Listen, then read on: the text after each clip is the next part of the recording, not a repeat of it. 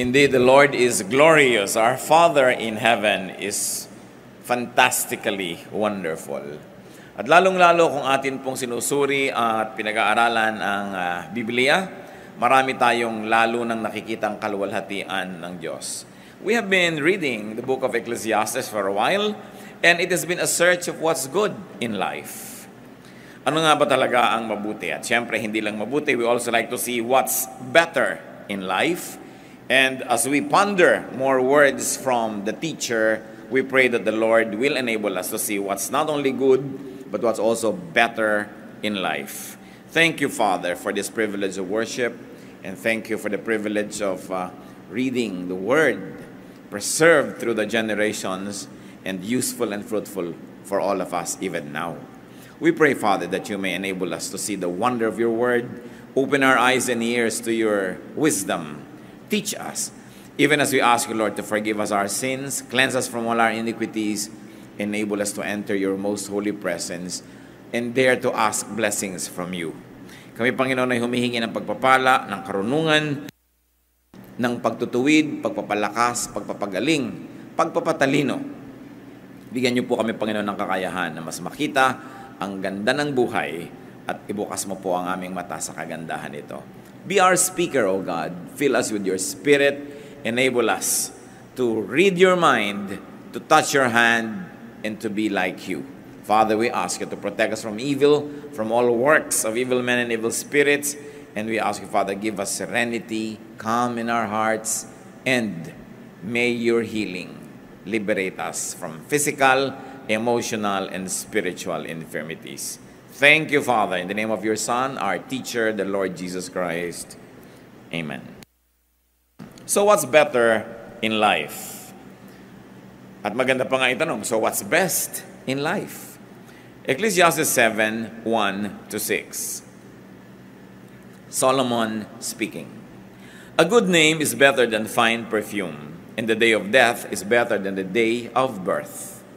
It is better to go to a house of mourning than to go to a house of feasting.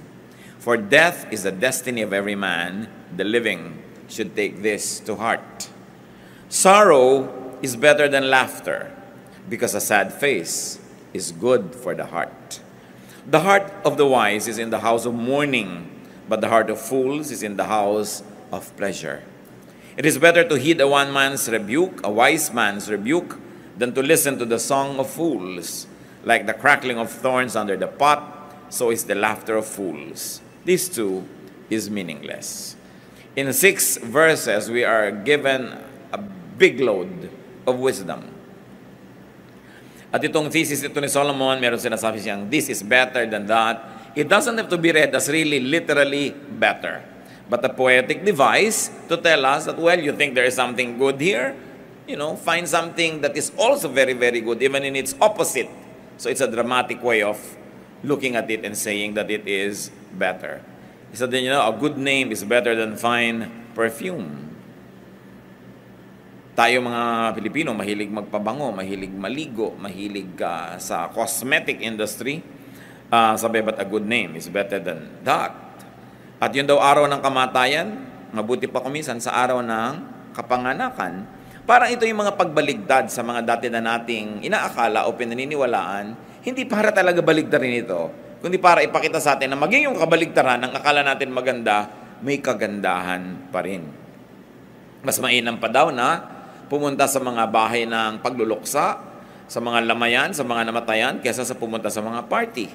Meron daw inam at kagandahan maging ang kalungkutan kaysa sa tawanan.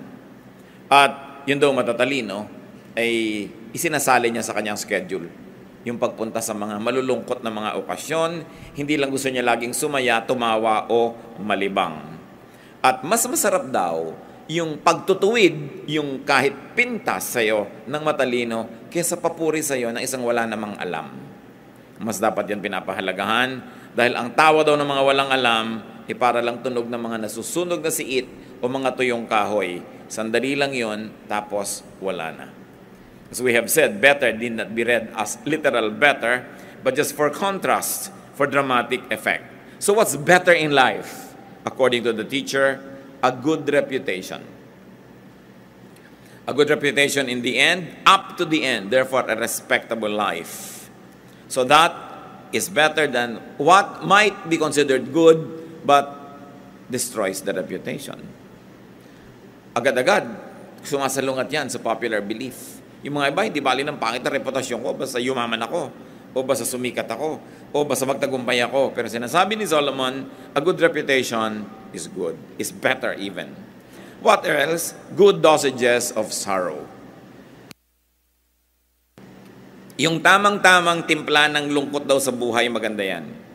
Parang sweet and sour, sumasarap, kesa sweet lang. No? Sorrow reminds us of our mortality.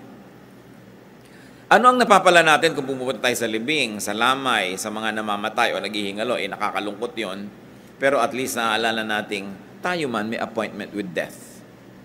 And if that alone is the profit we get from looking at death in the eye and mourning with those who are bereaved, then that's already a profitable experience. To be reminded that we will not be in this body forever, therefore we should be ready to meet our God. We should be ready and willing and able to accomplish that which God has set before us. Dahil sabi sa Bible, that God has decided long ago what everyone should do in life. Binigyan niya tayo ng talino, binigyan ng kakayahan para ma-accomplish yung ganong mga bagay. Constant fun, according to Solomon, can give us an imbalanced view of life. Constant fun can render us unprepared for the inevitable, which is death, sorrow, and suffering. Nangyayari talaga yun sa buhay. So maganda, nakakapag-practice ang tao. Kaya daw yung mga bata na maganda, may mga pets, at kumisan yung mga pet nila nagkakasakit, kumisan namamatay pa, yung bata nagkakaroon siya ng education and practice kung paano ang isang mahal mo sa buhay ay magkasakit at maaaring mamatay. Na pagdating ng panahon na nangyari sa tao na mahal niya, na mas mabigat, mas masakit, meron siyang konting pagsasanay sa kalungkutan para hindi siya maitumba ng biglang dating ng ganitong mga uri ng problema. Sorrow offers inevitable hurdles and immediate goals. Pag ang tao may lungkot o may problema, meron siyang agad-agad na kailangang gawin. At kung ang tao mayroong agad-agad kailangang gawin, hindi siya dumarating sa punto na ano ba ang buhay? Ba't ba ako nabubuhay? Ano ba yung purpose ng life? Kasi kumisan, pag dumadating ka sa mga ganong tanong at wala kang maisagot na magandang purpose ng life, nawawalan ka ng gana sa buhay. Pwede kang ma-depress, pwede kang mawalan ng direksyon.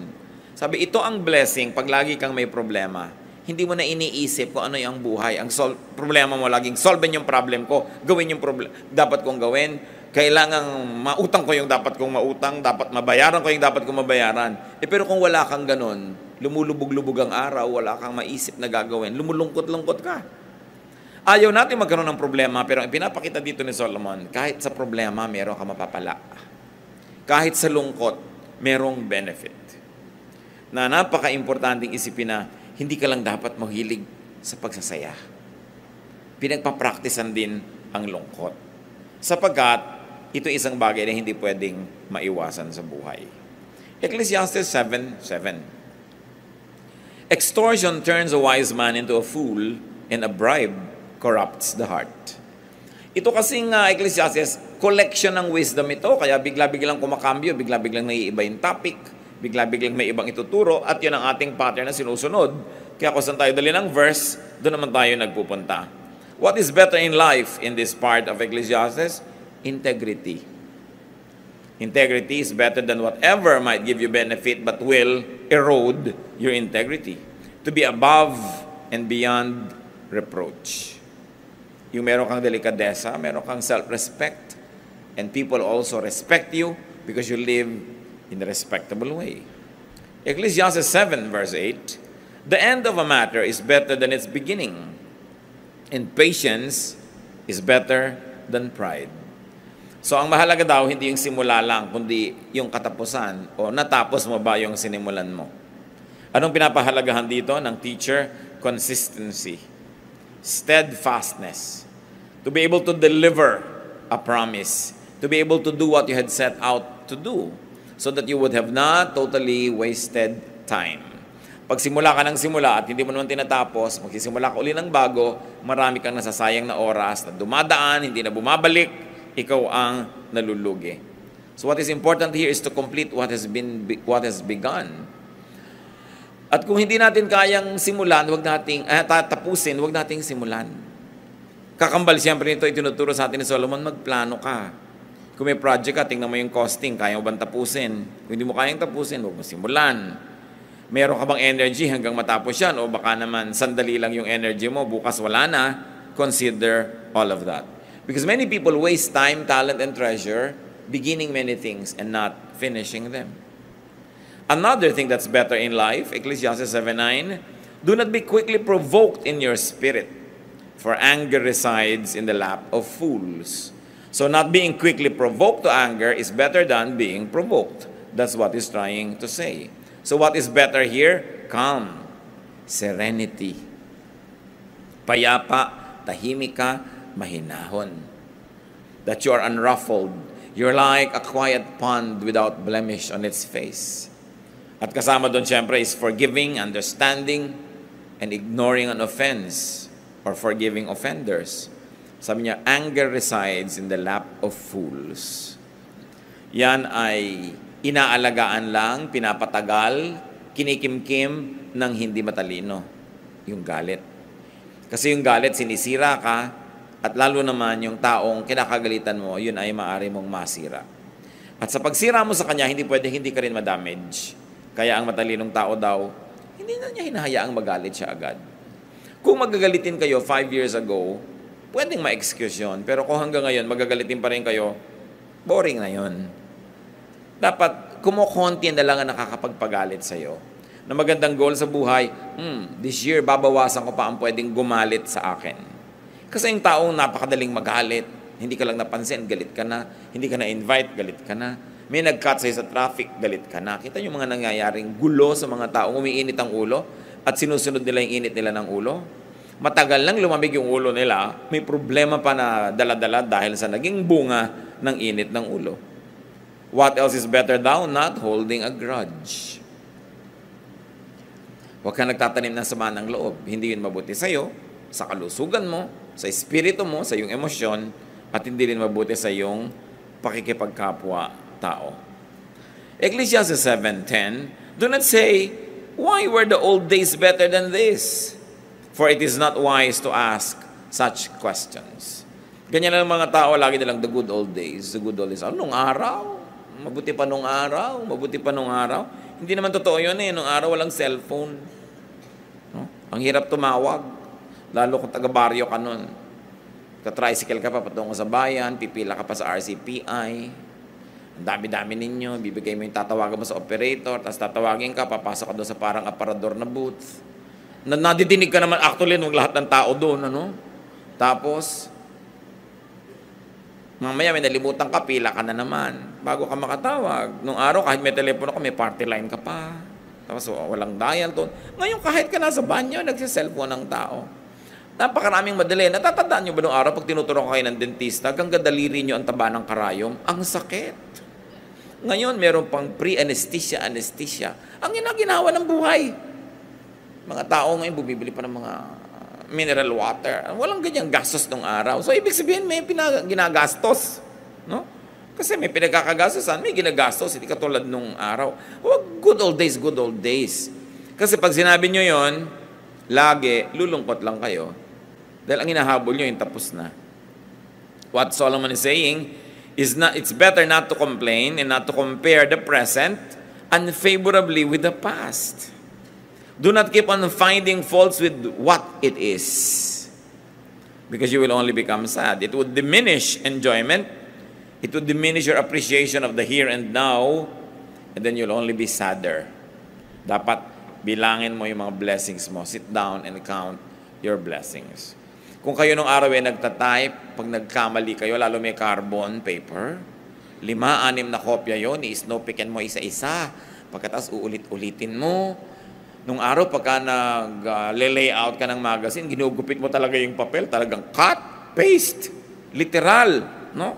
Ang dali-dali ng buhay ngayon, maraming comforts, at saka sobrang nade-democratize. The comforts you have, for instance, in texting, kahit kabalot vendor, not even the Caesars of Rome had them. No? At kumisan, kung nakaka-afford ka kahit konting air conditioning, not even the emperors of Rome or the pharaohs of Egypt were able to air condition their bedroom. Maraming dapat ipagpasalamat ang tao.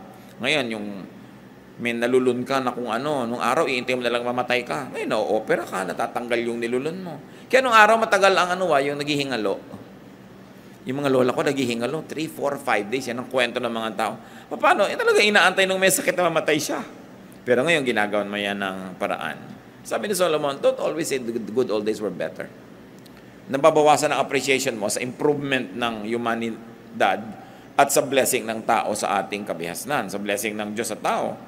Ecclesiastes 7:11-12, wisdom, like an inheritance, is a good thing and benefits those who see the sun. Wisdom is a shelter as money is a shelter. But the advantage of knowledge is this: the wisdom preserves the life of its possessor. So may dalawang shelter na sinabi dito, wisdom and money. Hindi sinasabing walang kwentang shelter ang money. Maraming nagagawa ang money, so you make a lot of money. Ngayon, kung ayaw niyong itago, ibigay niyo sa akin. O ibigay niyo sa mga mahal niyo sa buhay. But produce wealth. Because money is a shelter. So niya, advantage yan. Pero alam niyo, mas advantageous ang wisdom. Because wisdom preserves life. It is possible that money can actually destroy life. Alam niyo yung mga biglang tumatama sa mga loto, mga biglang nagkakapera, kung minsan napapahamak. Wala silang practice yumaman eh. Pero ang dami nilang practice humirap. No? Kaya mas hiyang sa kanilang kahirapan. Mas magsusurvive sila na mahirap kaysa mayaman. Marami mga tao hindi nagsusurvive na sikat. Pero nung hindi sikat, buhay sila. So sabi, huwag mong sinisisi ang nangyayari sa isang buhay. Huwag mong isinusumpa ang buhay mo dahil kino-compare mo sa iba. Hanapin mo lagi yung advantage ng iyong pagiging iyo at ikaw. Kasi lagi yan merong advantage. Kung minsan yung mabuti pa yung naglalakad na walang pera, hindi na hold up, hindi na sasaksak. Kung ikaw may pera, na-hold up ka pa. Kaya sabi, wisdom preserves the life of its possessor more than money. But of course, money also does preserve and prolong life. Diba? Mahirap siyempre patayin yung may pampa-hospital. Mahaba talaga buhay niyan. Kaya, iniisip mo yung mga ganyan. Gusto mo humaba ang buhay mo, pagka kailangan kang operahan, may pampa-opera ka. Because money is a shelter. Napakasarap basahin si Solomon eh. Kasi hindi kanya tinatambakan ng kutakot-takot ng mga maraming theology, ng ending, magsasuffer ka pala. Siya pinapawalan kanya sa mga pagdurusa, tinakalaga niya yung gapos mo, niluluwagan niya yung mga tali para yung buhay mo mas guminhawa. So what is better here according to him? Wisdom over money. But it doesn't mean that money is bad. The love of money is what is evil, not money itself. Ecclesiastes 7:13, consider what God has done. Who can straighten what He has made crooked? Hinahanap ni Solomon at ipinapakita sa atin yung mga kamalian natin, kaya nababawasan ang saya sa buhay. At iminumulat niya yung ating mata para dumami ang dapat natin ikasiya. At isa daw dito is the appreciation of the unchangeable. That's what's better in life rather than always rejecting and trying to change the unchangeable. Ang sinabi niya, who can straighten what He has made crooked? Kung ano daw ba ang niliko ng Diyos, pwede mong ituwid? O ang kanyang itinuwid, pwede mong iliko? Hindi. So ang taong sasaya sa buhay, yung itinutuwid, yung pwedeng ituwid, at tinatanggap na lang na liko, yung liko talaga. Lalo, hindi mo kayang baguhin. Hindi mo kayang baguhin, for instance, yung aptitude ng tao, yung talent niya, yung hilig niya, talaga doon siya naka-incline. Kesa lagi kayo nagtutunggali, lagi na lang kayo na nagkakaroon ng struggle, accept. When applied to human relationships, this means to accept and even enjoy people's unchangeable traits. We try. Kung meron tayong mga pangit na ugali, gusto nating improve yan. At sikap tayo ng sikap. Pero mas luluwag ang buhay kung ikaw mismo pag-aaralan mo tanggapin kaysa baguhin ang iyong kapwa. Kung gusto mong baguhin ang sarili mo, baguhin mo kasi sarili mo naman yung kausap mo. Willing ka sigurong makipag-usap sa sarili mo na magbago tayo kung kinakausap mo yung sarili mo. Yung iba na gusto mong baguhin. Marami pong mag-asawa, hindi sila nagiging masaya together kasi parehong gusto mo ipalitan siya, ibahin siya. Paano siya maiiba? Sabi nga sa Bible, can a leopard change its spots? Well, we do not discount the possibility of a miracle, but a miracle is more of the exception rather than the rule.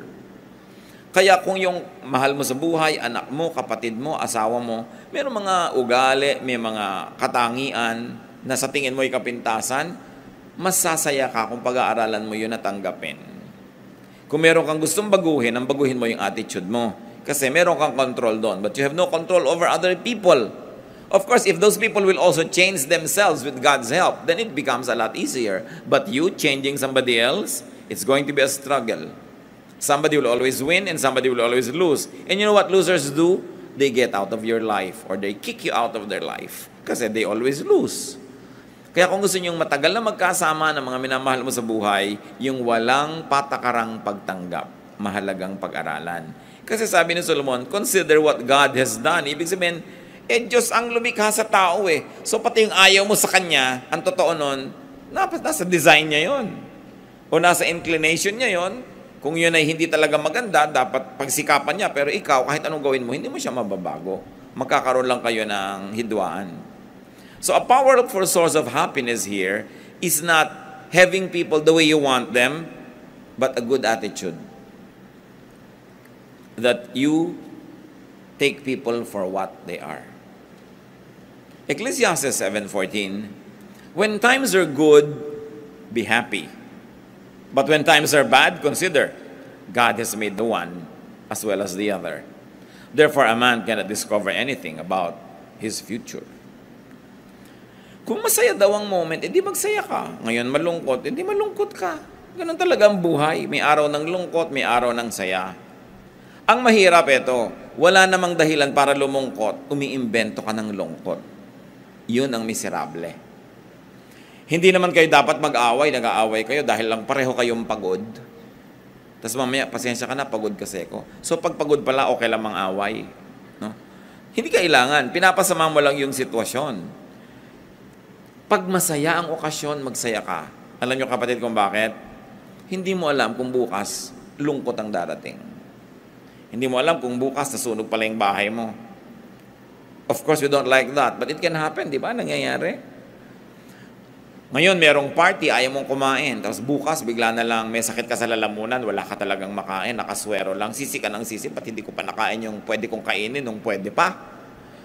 Kaya kailangan, kung maganda yung panahon, yan, samantalahin mo.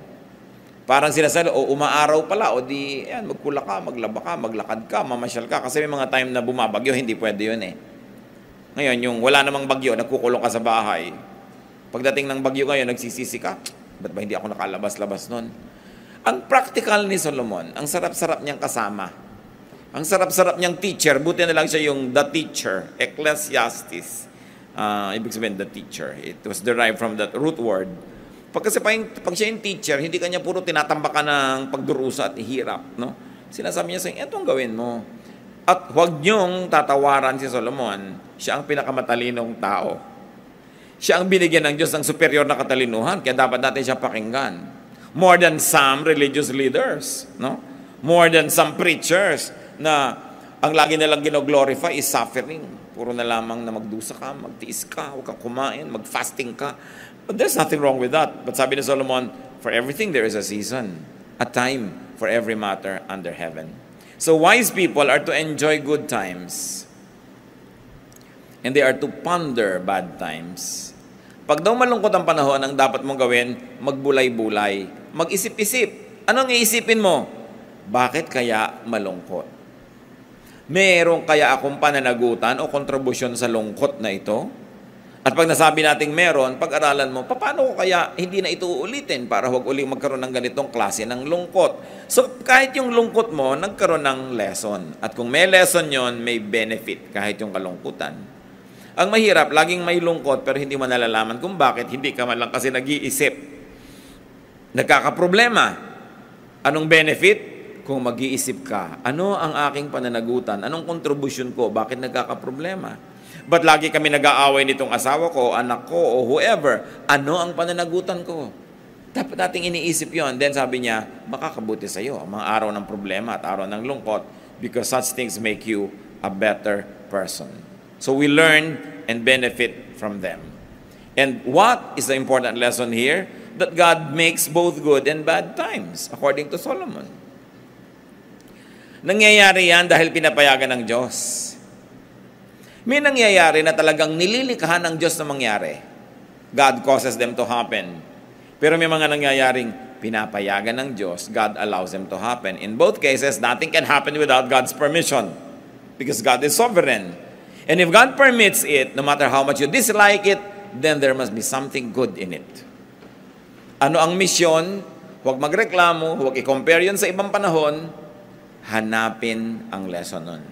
Then you will be better. At bakit daw yun ginagawa ng Diyos?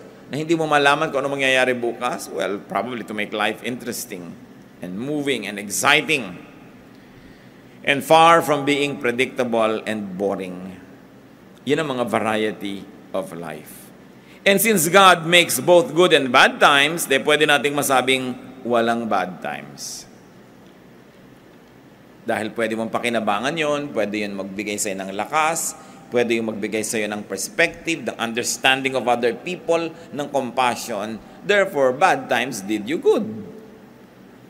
Kailangan you turn every disadvantage to an advantage. Because the believers of God are incurable optimists. We see the brighter side of things. Because when God causes it or allows it to happen, we can learn something from it. In the fourth line, both the good and bad event should be expected, accepted, and much can even enjoyed. Ecclesiastes 7:15-18. In this meaningless life of mine, I have seen both of this. A righteous man perishing in his righteousness, and a wicked man living long in his wickedness. Sabi niya, alam niyo, may napansin ako sa buhay. May mga matutuwid na tao na mamatay dahil matuwid sila. At may masamang namang tao, ang haba ng buhay. Sa katunayan, yung pangkasamaan nila yata nagpapahaba ng buhay nila. Na-observe niyo ba yan sa buhay? So sabi ni Solomon, verse 16, do not be over-righteous, neither be over-wise. Why destroy yourself? Do not be over-wicked, and do not be a fool. Why die before your time? It is good to grasp the one and not let go of the other. The man who fears God will avoid all extremes. I wonder if this is the first time that it has crossed your mind. The wisest man on earth, gifted by God with superior and excellent wisdom, says, do not be over-righteous.